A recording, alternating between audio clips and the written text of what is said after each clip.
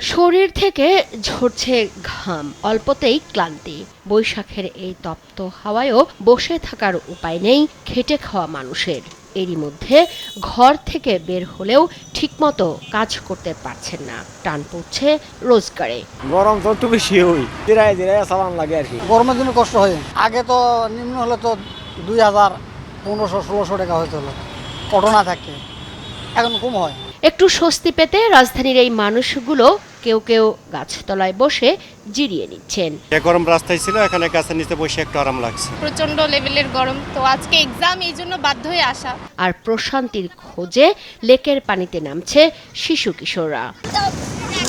1 ঘন্টা ধরে না গোসল করতেছে, হ্যাঁ অনেক মজা লাগতেছে। গরমের দিন তাই তাপমাত্রা তাই থাকে, গোসল করতে অনেক আরাম লাগে। তবে আবহাওয়া অফিস দিচ্ছে সুখবর, আগামীকাল থেকে বিভিন্ন স্থানে হতে পারে বজ্রসহ বৃষ্টি। তা অব্যাহত থাকবে মের প্রথম সপ্তাহ অবধি। এতে কমতে পারে তাপমাত্রা। 26 তারিখ থেকে আমরা সামনের মাস, এই মাসের শেষ পর্যন্ত আমরা আশা করতেছি যে হিটওয়েভ যে কন্ডিশন এটা হয়তো বা থাকবে না, অনেকটাই সহনশীল তাপমাত্রা থাকার সম্ভাবনা আছে।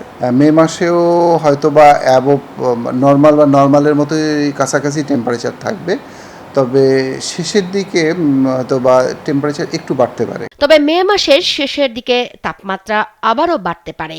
শেষ সময়ে ভ্যাপসা গরম অনুভূত হবে বলে আভাস দিচ্ছে আবহাওয়া অধিদপ্তর। মুক্তা মাহমুদ, দেশ টিভি, ঢাকা।